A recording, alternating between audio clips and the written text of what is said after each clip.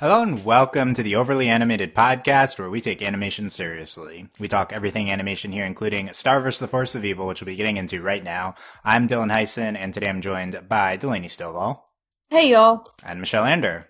Hey.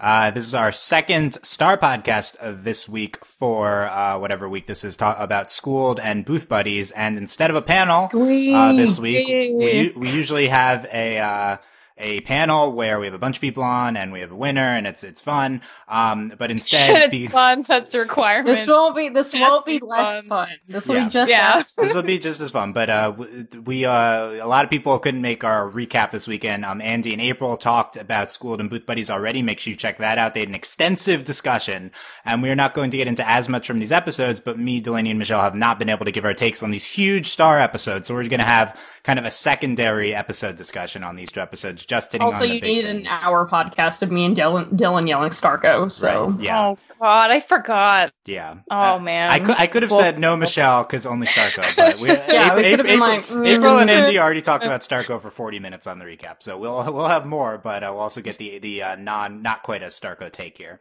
But from both of these episodes, really huge things did on, especially Starco, but also everything with Meteora from Schooled.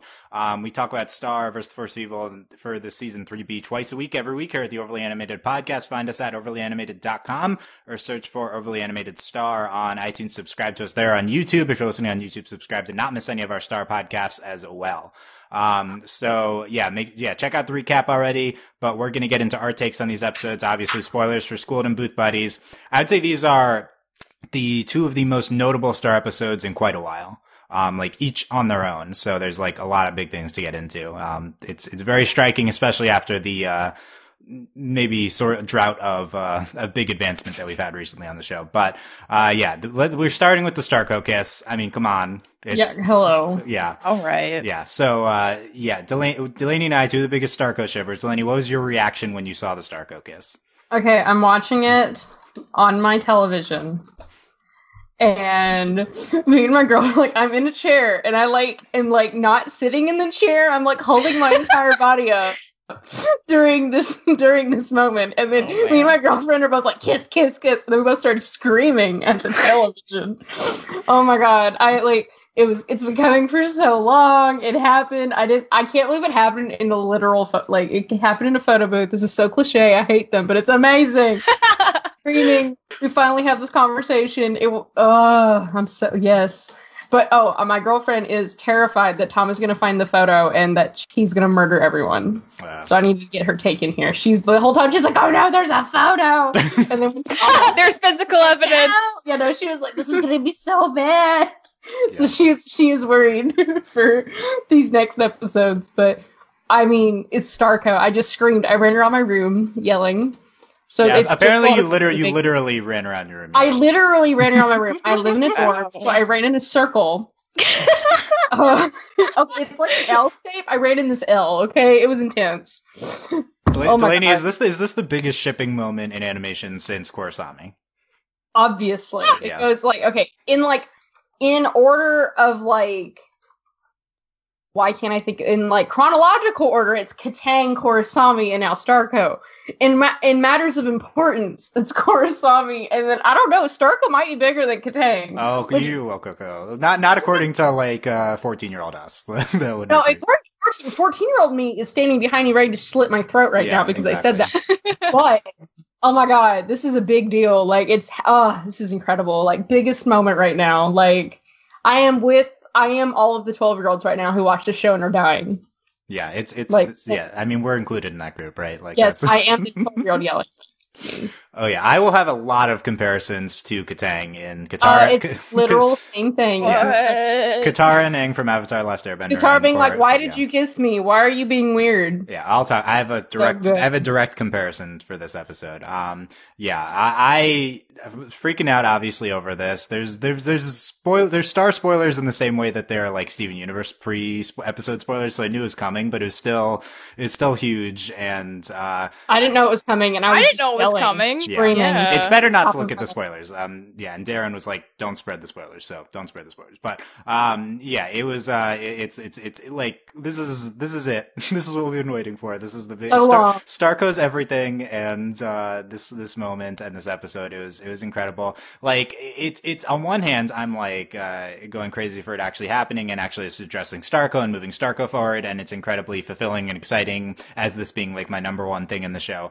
On the other hand, this isn't what I'd always dreamed of for the Starco kiss. This is like bittersweet. Right? Oh, yeah, it is. This is how they keep us coming back for more. Yes, they do. They give you that crumb. I hope you're happy. 50 more episodes and not doing anything. Yeah, that's the pessimistic take, but that's probably true. This is not, the fanfic kiss that I had been reading 50 versions of. And, right, like this isn't the fan art kiss that we'd seen all this time. It wasn't, it's angsty. I mean, it's very season 3. It's angsty. They confess kind of they address their feelings, but they're not like together. Star's dating someone else at the time. Not only that, but just... And there's all this drama going on. There's all this drama. Day of Black Sun, Ember Island players. No, I have a better comparison, but, not only How that... is there a better comparison? That's literally what happens. Not only that, but visually, we do not see the animation of them kissing. So I think in that regard, it was like stylistically and visually stunning, but like really we're not seeing that. Like it's a snapshot when they're going in, and then afterwards it's full animation. But like this is not the moment that we'd all envisioned in our heads for sure. It doesn't mean it was bad. It was just not. This isn't the fairy tale Starco moment. Yeah. So we're shook. Oh my goodness. Michelle, calm us down here. You aren't as big of a Starco shipper, if at all. So what was your reaction to seeing them kiss? I mean, my heart kind of did a weird thing. I was like, oh, okay. I mean, honestly, Starco shipper. Yeah. I mean, sometimes I hate Marco for being like dense about like people liking him, but like neither of them, that's fine, right? And he kind of like he talked about that. It's like, and then I did a Marco, and like didn't talk about it. Like I appreciated them having like a talk about everything way more than I appreciated the kiss, because I wanted them to like talk about it, because like that's what I've been waiting for all season 3, because they just drop us with her like confessing at the end of season 2, and then like so many episodes go by, they just don't say anything.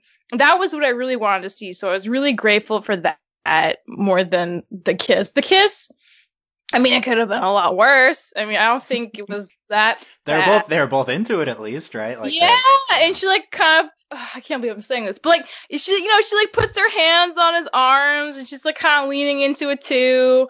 So and she's not like, she brings up all the reasons that it's like not a good time, but she's never like, that was bad. She's like, hey, I'm glad you were real with me. Like, that's her takeaway. Not like, I can't believe like you did that, which obviously is a good sign for that ship continuing. I'm not that worried about Tom. I mean, he's like clearly trying to do his best, but his best was never good enough in the long run, obviously. Boyfriend. I mean, he's in love with this pie. Yeah, he loves it. Was so good. Just get more pie when they have to. That might be the best timeline ever. It was pretty good. I think Tom has been his best. As much as I am. Yeah. So it was fine. So what you're saying is you're a Starco shipper now. That's what you're saying. The talk was great. The kiss was, one of us. You're shipping it. One of us. I'm not with you. I'm trying to be as objective as I can. I want their friendship to be legit. I want them to be more honest with each other. I think that's more important than any smooching. Oh, there was smooching this episode. Don't you forget about that. Yeah. It's Michelle brings up a great point that this is just as important as the kiss is they're discussing Star's confession from the end of season 2. Actually talk about it, OMG. Yeah, after Star Crushed happened, we're like, oh my gosh, can't wait for season 3. Then we'll talk about their feelings. They're gonna be a couple. And no, they put it off for like 20 episodes. Because they hate us. Yeah. Episodes. Oh my gosh. Because they hate you too. Yeah. And now Star is literally going to explode. She's not really the princess of Muni. People are trying to kill her. And now she made out with Marco. And she's like, kill me! Yeah, it's too much happening in Star's life. That's gonna be interesting. I'm telling you, Dark Star. My girlfriend was just like, "We didn't make out. Leave me alone." Anyway, whatever. Called me out mid recording in the future. Mid recording in the future. But yeah, it's okay. So here's the better Avatar comparison, Delaney. This is Cave of Two Lovers because this is true. Oh, because we don't see it. One, we don't see it completely. I mean, we do, but this is much clearer than Cave of Two Lovers. It's the exact same thing. And two, it is like a coerced kiss. Like they need to kiss to get out of the cave, out of the booth. This is 100% inspired by Cave of Two Lovers from Avatar: The Last Airbender. And that's what gives me solace in this not being everything I wanted because we still have to have they're not ready. Day of Black Sun. That's exactly the Day of Black Sun kiss is next. That's what's happening. Yeah. Oh man. No, Day of Black Sun is totally happening. It's about to be rough. I mean, that could be soon because if Meteor is like invading, that Day of Black Sun kiss could be news next episode, but I doubt it. That they're not giving us any more Stargo for a while. That's too much. They get frustrating, but Star will literally explode. Yeah, but it's I think the Cave of Two Lovers comparison is it's very direct, like the visual, like we see snapshots of them leaning in, it's they're kissing to get out of a situation. That's the other circumstance that isn't fulfilling as a Starco fan and just who wants them to like confess their love for each other is that Marco's doing this. He says it's because I thought we'd get out of the booth this way. He's lying. Yeah. Fake news. Liar. Not my fault. The booth's magic. Whatever. It was the only way. And the goblin's like, I lied. I trapped you in there. Yeah, Alex Hirsch Goblin was the biggest Starco shipper of them all. Oh, yeah, he was fun. No, I love on Twitter, he was like, I'm playing this really creepy goblin. And then I was like, you were in fact a really creepy goblin. Good job. Exactly. Very well cast. Yeah. And the other reason this is exactly like Cave of Two Lovers, now that we're talking about it, I think it's literally directly inspired by Cave of Two Lovers. It literally is. The other thing is that they needed to kiss to get out of the place, but it wasn't actually the kiss that brought upon them getting out, right? Because in this, it's the booth isn't actually magic. In Cave of Two Lovers, it's much more subtle, but it's the torch going out, the literal darkness, which is when the crystals light up. It's not them kissing. So like, I think this is kind of like a strictly worse version of Cave of Two Lovers, but that's also one of the best episodes ever. So it's hard to beat Cave of Two Lovers. Yeah, but I love this. I love us looking. Okay, the only downside. Okay, the reason this episode's worse is because we don't have Secret Tunnel. Yeah, well. Oh my god, that's true. Secret Tunnel's better than Secret Tunnel. Yeah. Let's just sing Secret Tunnel now. But obviously. Yeah, we need this confirmed that this was completely Avatar inspired. I'm completely fine with Starco just being a direct parallel of Katang 2.0 now. Which is like one of the most incredible on-screen relationships ever, so I'm okay with this. Yeah, this is the second coming. It's great. Giancarlo Volpe was working on the show for a while. He worked on Avatar. It's great. Sounds suspicious. He's left by this point. Yeah, he left by this point. Yeah, he left, which is sad. Yeah. But we inspired the Avatar seeds, who knows? Exactly. So like the biggest thing is them talking it out. Sure. Having drama surrounding it. Sure. I don't think the drama is as compelling as seeing the like genuine just heartwarmingness of them together might be. Like I do think there's too much drama in the show. But the big thing is that we just need to continue from here. We can't just put this off for a while because. Well, they finally had a moment where they sat down and like Star was like, "I don't want to hang out with," or Marco was like, "I'd go away." Right. Yeah. And then it's so good. We need to like keep having these moments. It just needs to build. That's the big thing. Like this is fine. Whatever way you're going to do it to start is fine. And I think this was a very good episode and had very good content between the two of them. And it starts by them being like, things are different now. They can't take the best friend photo that we want, that they wanted. And they're actually addressing that things are different between them. And it was great. And we love what they're talking about and their reactions. But Starco can't be auxiliary to Star. This needs to be at the forefront of the show. I'm not saying that this I'm not saying romantically we need to have them be as a couple immediately, but address their feelings, have Star and Marco be the main pieces of the show moving forward. Base the Meteor conflict that's coming very soon around them. Show it through their perspectives. Like that's I think what would make this season finale great but less compelling I think is going to be. I think they will. They have to, because Heinous is like all about like she hates Marco. Princess Marco. That's definitely a big on top thing, of that, with Star, dealing with, she's family, and Star isn't really the princess. So how's Star going to react? I'm worried that we're going to be too focused on Eclipse and Moon, and But I'm also excited because this is intense. That being said, Eclipsa and Moon are great characters. I just think the show. I love Eclipsa. She is my fave. Like they're great. I think the show is less successful in its focusing on them, despite them being great characters. It's because we've literally gone Game of Thrones. Yeah. There's a lot going on. I mean, once again, for the millionth time, this episode confirms that we're doing Black Panther, and the finale is just going to be that. But it's literally going to be Black Panther. It's going to be great. At first I was like, it might be kind of like that. No, it's literally going to be that. It's literally Black Panther. Yeah. Yeah, so I just excited to see what's to come with Stark. I thought Booth Buddies was great. Here's a take on both of these episodes, a commonality that I found. I think both of these episodes had incredible dramatic content. Their kiss, the surrounding drama. In Schooled, I thought everything that was happening with Meteora was incredible. The genuine action pieces. Was literally the Battle of Hogwarts. I want everybody to notice. Cool. Okay, wow, it took. I can't believe it took 15 minutes to delineate. Oh, we're going to talk about it later. Get ready. We're talking about Harry Potter and Avatar in the podcast. This is like throwback. Here's my problem. I don't think either of these episodes end up being top tier Star episodes, and I would agree with that. I think the reason is because that they are too zany. And it's frustrating. I wish the show could hold back the zaniness to let its dramatic moments breathe, because I think that the show does have genuine great characters and drama. Kiss, and it's like, haha, I just stuck you in there. Yeah, it's like everything with the goblin, but not only that, but like the monster under there, and the weird close up horror shots in Booth Buddies, and also just surrounding it with the zany like wedding stuff. And it's even more prominent in Schooled. With the Rastakor breakup thing, we'll talk about that. I hated it.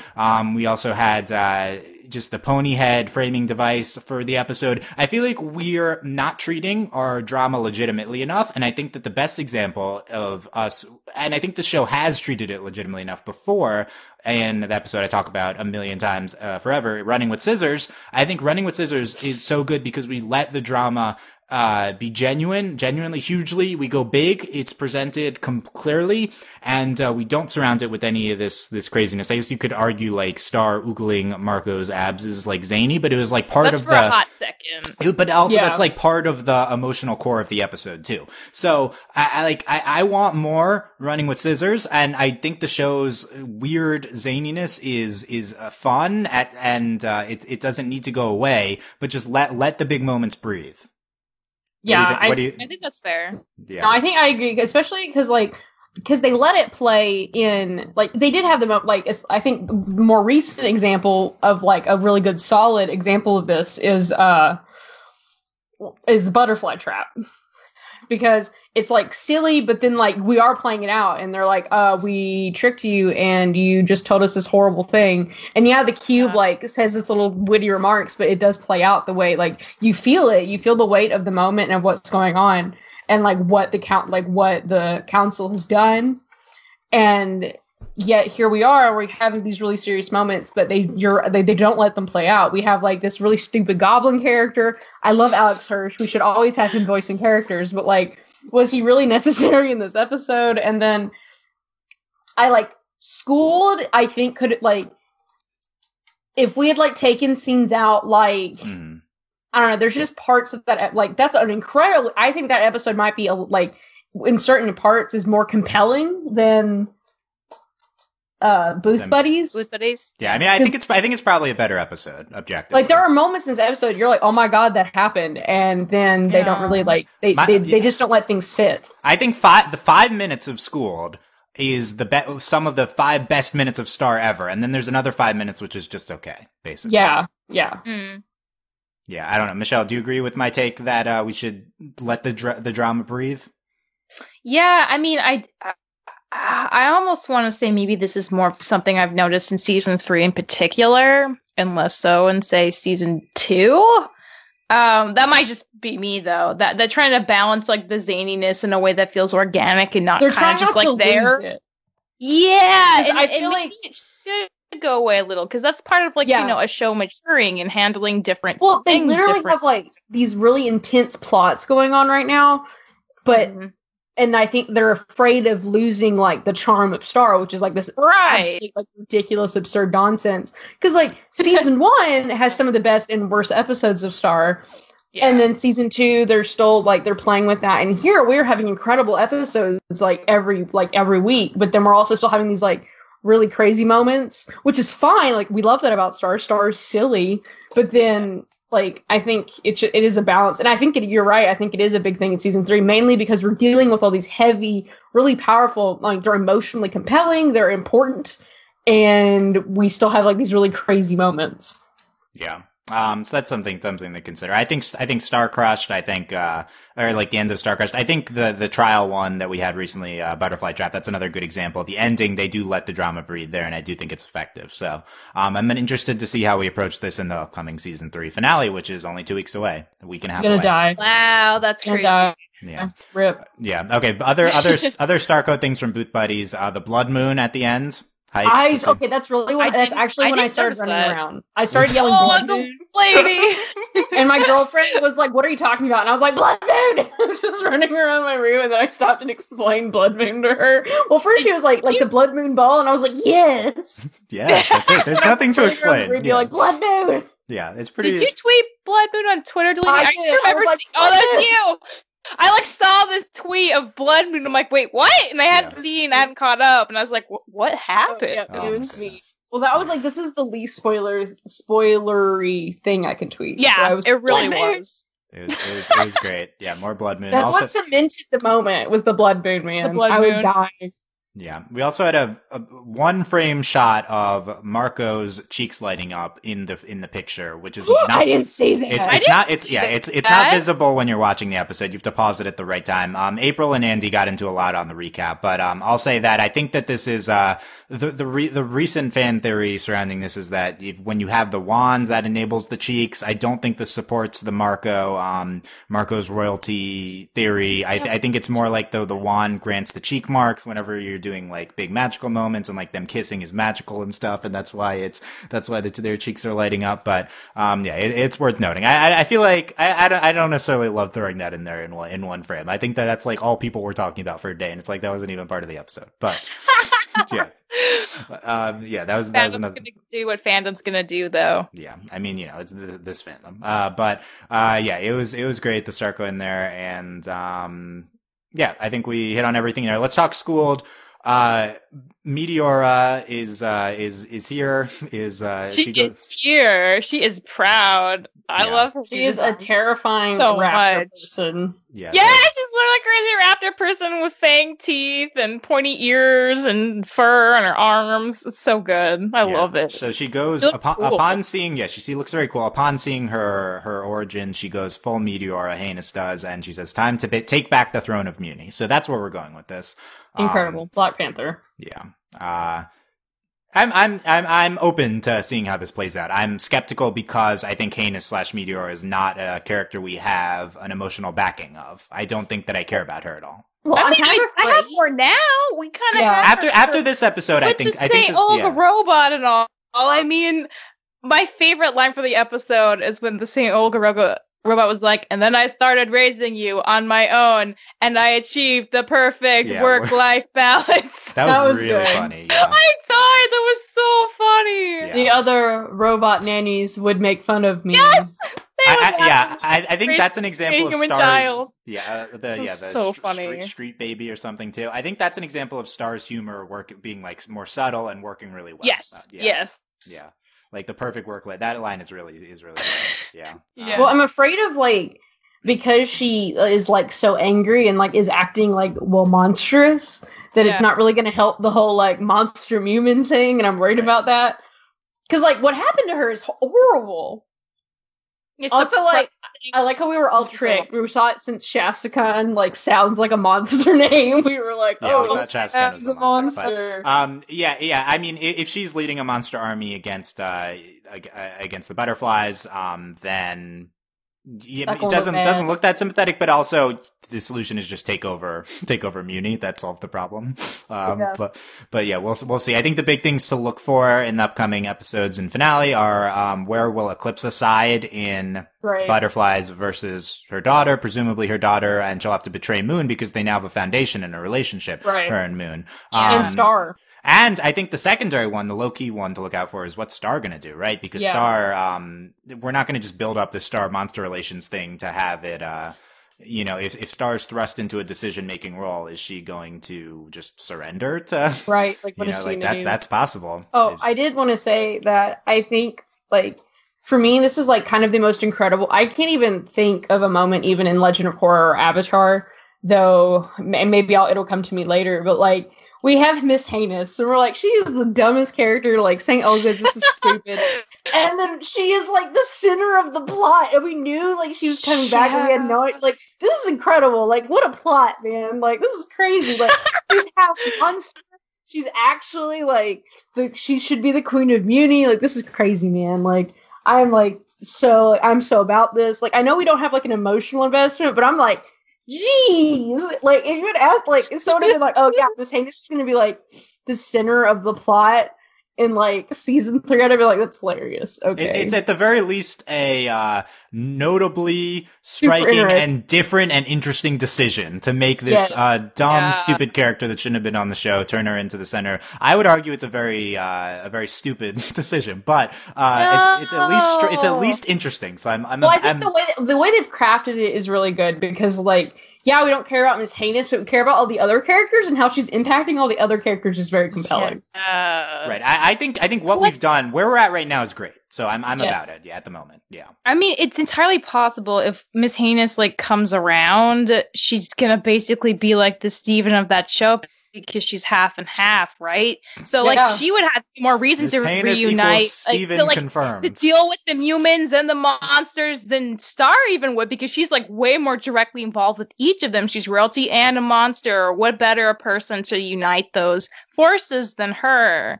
And I really like that idea. So Are you saying Miss Heinous is the bridge between the two worlds? Yeah. No, Avatar Heinous. Avatar Heinous, yeah. She for real is. Avatar Meteora. Princess Avatar Heinous. Yeah. Wow. Happening. Avatar Heinous. Yeah, let's talk about her backstory. I think this is an incredible sequence. We learn Saint Olga is a robot. That's first of all. Finally, I was like, who is Saint Olga? Yeah, she's a robot, and we flash through Meteora. We like see her getting brainwashed. We see her like being told to hide her tail as a teen. Voice like the tail of the devil or whatever. Yeah, that was so funny.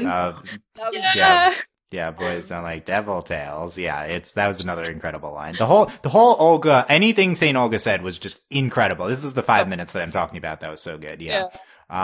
She's told to hide her cheek marks. And then we see the origins of Chastain giving away Miss Heinous to Saint Olga. And she said, she's absolutely heinous. What a lovely name. Yeah. Heinous. That is such good content. Wow. I know, it was so funny. This whole flashbacks thing. Oh my goodness. This is like, wow, this show is capable of this. This is incredible.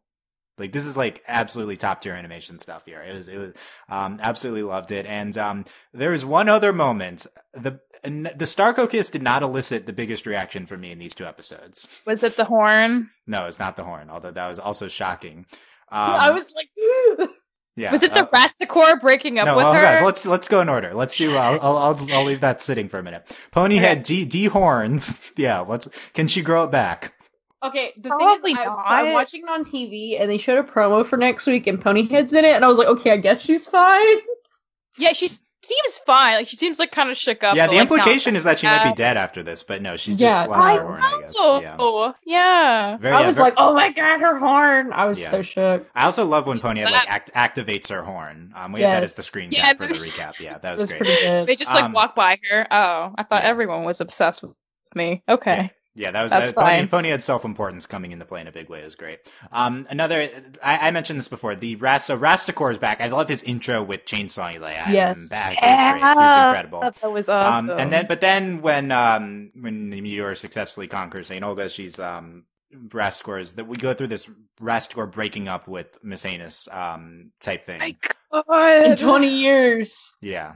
First he says like 4, and then he says 20. So like he really doesn't ever want to hook up. Delaney, what did you think of this? It's terrible because it's so like typical, like, oh, because she's ugly or whatever. But like, I thought it was kind of funny just because like I think the voice acting was done really well and it was hilarious. and like he's a lizard. And then honestly, what makes it worth it is at the end she like just blows him up, so it's okay. The voice acting is definitely great from Rastigor. Like it was so terrible, but it was kind of, well, it's supposed to be like a parody, of course. Yeah, I love and it was. I thought it was funny, like because the Rastigor's like because he's like trying to be really chill about it. It was so funny. Like his voice acting was incredible. I'm obsessed with my work. It's just you deserve someone so much better. It's like every line from any so like funny. Yeah, he said every He said every really cliche breakup line. What did you? About them, but trying to make them sound like they're actually a decent person and giving like fake reasons. It was so good. So you liked it, Michelle? Yeah, I loved it because like you can see her being like, "What are you talking about?" So like I knew she was gonna do something about it. So like she wasn't really in any danger of like permanently having her feelings hurt. So I just love seeing it play out because it was so hilarious. You could just see him digging himself into a hole the more he talked about like reasons why it was never gonna work. I thought it was awesome. And then she literally rips out Gemini's heart and kills him. Okay, hold on. We're getting to that. I get that we're doing the breakup parody thing, and he says every cliche. Yeah, I get that. I just don't get why we did this. I mean, I don't know. Am I missing something? Like, there's no basis for. It was stupid. We didn't have any build up with like. It's stupid. Like there wasn't a relationship. We've seen nothing from Rastigor. I understand that it being stupid is the point. And that's what I'm talking about with the zaniness. Like, this is like supposed to be like, oh, it's LOL random, it's zany, like Rastigor doing this. This undermined this huge dramatic moment with Heinous. I just she didn't get it. She literally killed Ponyhead and then Rastigor broke up with her. Like, I really just didn't get this scene. I don't understand why he it was dumb. Was it just dumb? Like that was like the point. Like I understood it because like he said he's like, oh, you nursed me back to health or whatever, and like she did like stroke his arm like all the time, but like and she would like Rastigor like when he was like regenerating, but like no, it was dumb, obviously. I do think it's a good take that like the zaniness felt out of place and undermined the other big moment. I agree with that. I think the reason they got rid of him is the same reason they got rid of Gemini. Because they decided that for Meteora to advance in whatever journey she's going on, she is getting killed the old storyline. I love killing the old storyline. To her identity at St. Olga's, and they had to get rid of everyone else so she could just do her thing on her own and enter that next chapter in her journey. Also, she legit straight up murdered everybody. But I think that's the reason they went for it that way. Well, yeah, I understand writing it. It's like, okay, we have to get rid of Gemini and Rastigor. Kill everybody. Yeah, I think it's a fine line to walk between like zany, stupid, funny, and just stupid. And this to me was like, I felt unintelligent watching this. I hate feeling that way with these type of shows. Like this, I don't know. It's a subjective take. Whatever. I think it went on too long, but I did legitimately think it was hilarious. Yeah, me too. This verged on talking down to me, but yeah, okay. I like that you guys liked it more. That makes me think it wasn't bad. Okay. So the moment that I respect your takes on this. So the moment that elicited the biggest reaction from me, Gemini is Gemini. He was a robot, and she tears out his heart. I didn't know. I was so shook he was a robot. I was like when his voice is dying out, it was just pretty heartbreaking. Literally, it's like if you want up. Heart, you didn't have. All you had to do was ask for it. I think Alex pointed out before that like he pretty low key really likes Heinous a lot and thinks she can go wrong. We all need fanboy. So that really that was set up well enough beforehand for this to feel even more tragic. Oh no, I was just like, LOL, good riddance. Considering we basically trashed Gemini and Miss Heinous on like every episode that they were in, I had the most emotional reaction to Gemini dying. It's actually emotional. Yeah, it was. It's just because we constantly showed him loving like being obsessed with her. It was like so on the other, like Rastigor, no build up. This 100% build up. Like she's ripped out his heart. Oh my god! This was the perfect. This is the only way to write Gemini off the show. This is all his character is. It was perfect. And him being a robot, I was shook. Yeah, I was really shook. I was like, he's a robot. Yeah, I can't believe Gemini is the highlight of season 3 of Star for me. Like, this is like the number one scene. I'm not joking. Incredible. I'm not joking. This one scene was the biggest scene for me, and also obviously the St. Olga flashback was absolutely incredible. And then she takes his heart and bombs Rastigor. And that was pretty good. He's back to the good arm. riddance to him. Does she take the arm? Yeah, she takes it. She picks it up. Picks that up. It's hers now. Yeah, so we'll see what happens. We'll see what happens with Rastigor. I think it would be better just to leave him in a ditch somewhere, and he wakes up and he's like, gosh darn it. After 5 more months. Yeah, Rat Squirrel always felt like we're going somewhere with him, and we have not, because he's the same toffee species. Yeah, Delaney, when you're saying making Miss Heinous the center of the plot, more Avatar comparisons, it's the equivalent of season 2's Master Fu and Zin.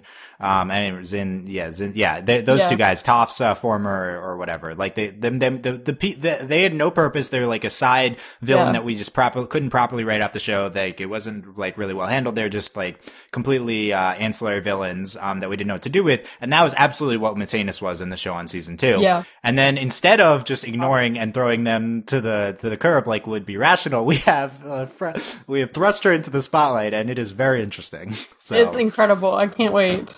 Yeah. And there was, and we should say, there was build up. The cheek marks, they'd been consistently doing it. So we were going to this point for a while. It's amazing. They kind of like vaguely built it. It wasn't real build up, but at least they hinted at it. Yeah. Yes. Yeah.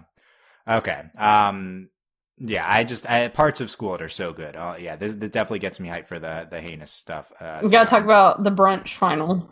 Okay. You want to talk about, that was not on my outline, but did you like the brunch final? So funny. No, I just like it. Waffles like Pony and trying Bake to it twice. So good. Yeah. And then literally when she's like, protect the school, it was like Harry Potter. Oh yeah. Why is this Harry Potter? Oh, because like the fake robots came out, like the statues in Harry Potter. Yeah. Okay. Yeah. Except then she switched to them, and it was like, oops, that didn't go well. Yeah. It was. I don't know. Like, I would have loved a full 11-minute, like, genuine, like, Battle of St. Olga's. They definitely went all out in terms of like the production, though. So like, it was a lot. But yeah, it was two very good episodes. I would argue like didn't quite get there, but I'm willing to consider Schooled as like a top tier star episode just because the highs are so good. Yeah, no, I mean, Schooled. Yeah, I agree. And obviously, Booth Buddies, the Starco kiss, forever and eternal. Starco will carry Booth Buddies forever. Yeah, it's like the Katango. Like this is a very special moment. Oh, God. Exactly. It was just a good episode. Yes. The surrounding parts were also pleasant for the most part. Kelly. We like Kelly's nachos. Nachos joyride. Yeah. Nachos. Yeah. Tom was good at the end. Yeah. Okay. So Delaney, anything else from these two episodes you want to talk about? I don't think so. I think they were just good, and I enjoyed them, and I was just yelling the whole time at my television. I love I think that's the best like fan reaction someone could have had. I was legit screaming, like I was hovering over my seat yelling. Yeah, if you recorded that, you'd have a few thousand views, Delaney. You should have. Pass. Yeah, I know. Pass. I agree. But yeah, Michelle. No Korosami kiss, man. Yeah, it's not. Oh man. Wait. Next level. Yeah, any last thoughts? Yeah. I feel like I don't know what the next episode's titles or content is, but I feel like we're at a really nice jumping off point to get into some more really interesting plot stuff and character stuff based on these two. I think that's news for you. Okay, well, I'll just pretend I didn't hear that. But so I'm really excited about where, potential stuff could go by the end of the season at this point. I think I got more hyped from these episodes than I have been in a while. And there's so many plot threads, so they can pick and choose which ones to really tackle at this point. I'll still be pretty happy. Yeah, this was a huge improvement over the rest of 3B for me, at least in terms of like excitement. Yeah. Darren just tweeted, finished the last episode of season 3 today. Wow, we're cutting it closer. This is a week and a half away from airing. Yeah, down to the wire. Yeah. Okay. At least we're not holding on episodes of this show like some other Steven Universe shows. So, yeah. So it's, I'll spoil Michelle a little bit. The next two episodes are called "Bam You Patty" and "Tough Love."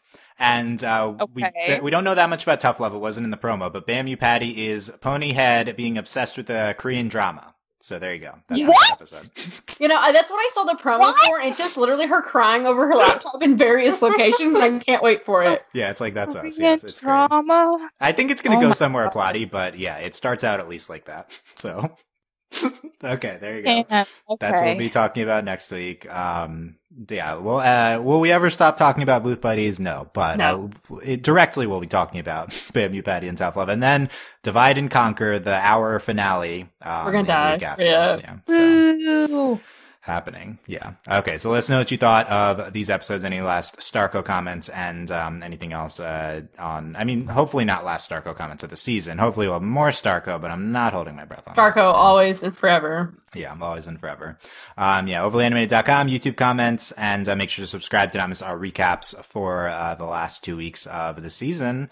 Also talk about the show with us on our Discord, overlyanimated.com/Discord. A lot of Star discussion happening. It's been very fun on there. And consider supporting us via Patreon, patreon.com/overlyanimated. Thank you very much to all of our current patrons, especially our patron of the podcast, Alex, aka Esteban Universidad. And thanks always to our patron executive producers, John, Ryan, Steve, Alex, Andy, and Hugh. I love Alex being the patron of the podcast on the Starco episode. Yeah, it's what he gets. And there's fate. Well, fate. Fate. The Starco gods have beckoned everyone to join the army, and that's how we'll defeat Meteora, is with the Starco army. Yes, obviously. Yeah, I think so. It's not gonna be a very good army. Wow. People. Wow. Hey, suck. You're one of us. Wow. No. One of us. Yeah, check out other podcasts at overlyanimated.com. Our Steven Universe actually aired, and we had an hour and a half recap of it last night. Check that out. And also Final Space Chapter 6, a huge episode of Final Space. Find both of those at overlyanimated.com. We'll be back for maybe some Miraculous Ladybug later this week, and continued Star vs. the Force of Evil coverage. So subscribe to not miss any of that. Thank you guys very much for listening. We will see you next time. Bye. Bye. Bye.